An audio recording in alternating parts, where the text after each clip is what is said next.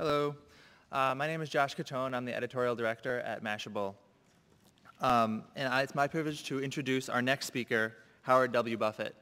Howard is the executive director of the Howard G. Buffett Foundation, which is a private philanthropic foundation that funds initiatives aimed at improving the standard of living and quality of life for the world's most impoverished and marginalized population.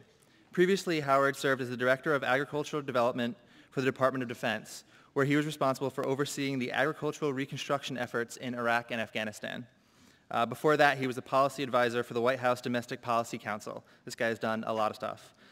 He is a World Economic Forum Global Shaper and has been named a top 99 foreign policy leader under 33.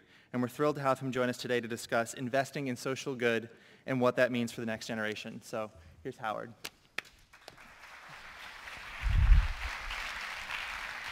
Thank you, Josh, for that introduction, and good afternoon, everybody. Last year at this summit, I spoke about the need to preserve humanity in the age of technology. I said that our efforts to innovate needed to serve the broader goal of making us more responsible to each other as human beings. I believed then, as I do now, that the triggers of human goodness are not external, that we are hardwired to care for each other, and that the purpose of innovation is to unlock the tremendous power of the human spirit. In the nonprofit world, we are well acquainted with that power.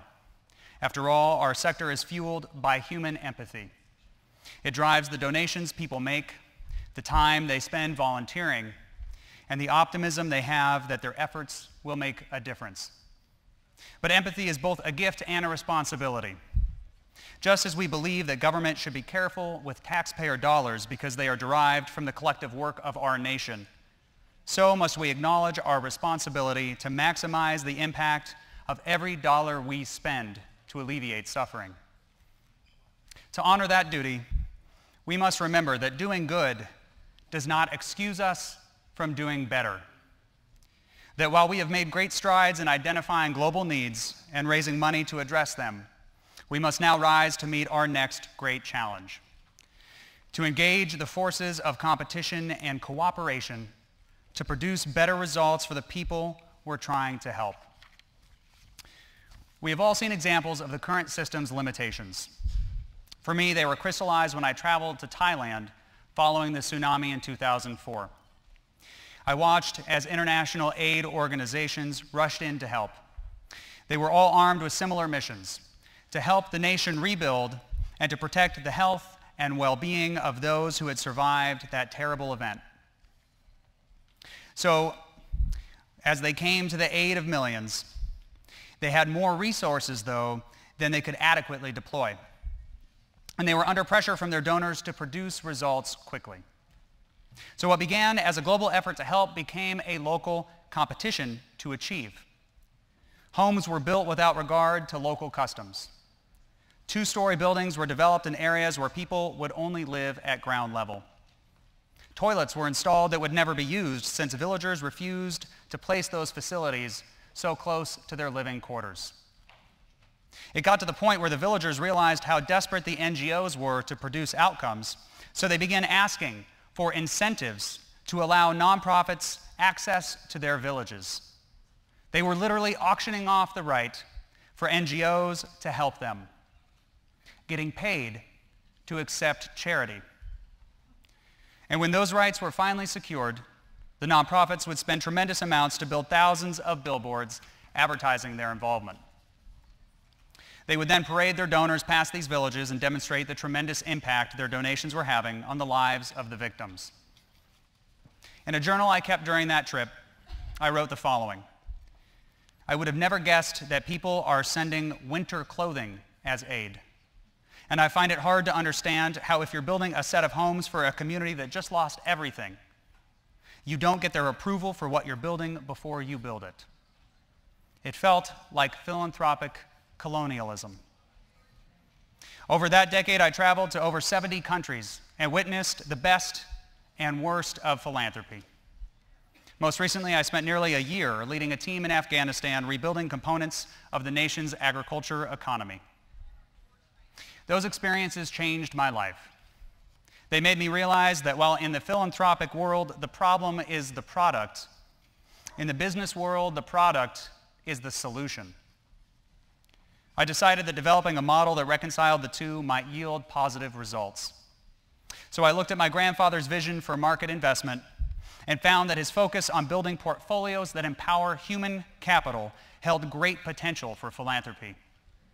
That we could organize value chains around major causes and deploy highly specialized nonprofits as the links in those chains. Such a model would allow smaller nonprofits to work together toward a common purpose. It would develop human capital by empowering nonprofit leaders to focus on outcomes instead of having to worry about funding. It would promote cooperation and competition, or co-opetition, by adopting a portfolio approach and building coalitions through investment in the most efficient and effective practices. And most importantly, it would craft ownership by transforming benefactors into stakeholders. I call the model social value investing. And it's about harnessing the human forces that drive our markets to make philanthropy more impactful. Now, over the course of human history, some have argued that capitalism cannot account for empathy. They have told us that our markets and our hearts should never interact. That kind of thinking may have been acceptable in the past, but it should not be acceptable in the future. It is time for us to move philanthropy beyond inefficiency and overlap. It is time to focus on producing the most impact with the resources we've collected. We owe it to ourselves and to our donors, but most of all, we owe it to those who desperately need our help. As we begin this journey, we must remember that innovation has no power without implementation, without the brave souls who take big risks on new ideas. So before we can fully realize our vision for a better philanthropy, we must find the people who will make that transformation a reality. In order to identify and empower such individuals, I am proud to announce that my Aunt Doris Buffett is committing $5 million to endow Learning by Giving, a foundation that will be central to the development of the social value investment model by fueling a pipeline of young leaders who will identify and fund the most impactful projects across America. The premise is simple. The foundation partners with universities to create courses in philanthropy and nonprofit studies. Each class at each school is then given a $10,000 grant, and students collaborate to identify the best allocation for those funds in their local communities. The students prepare reports on what they've done and share them on learningbygivingfoundation.org, an online resource where coursework is made available to everyone on the planet. The website was built using Google tools and resources and with the generous support of Google's Director of University Relations and many of their employees. Learningbygivingfoundation.org is going live today, and I encourage every one of you to use it and to share it with your friends.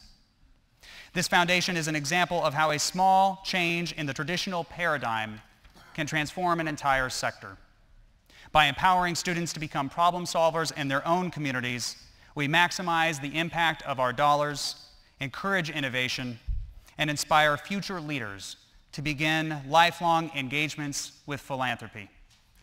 And by harnessing the same forces that drive our markets, we absorb their capacity to adapt quickly to emerging challenges. That's important because we can no longer afford to waste time or resources by failing to cooperate with each other or refusing to share what we've learned. The challenges our planet is facing are simply too great. After all, changing the world is no longer a choice we can make, it is a call we must answer. Impact is no longer an option, it is a responsibility. If we answer that call and claim that responsibility, we will empower ourselves to meet the great philanthropic challenges of our time. And as my Aunt Doris likes to say, we will no longer be giving money away.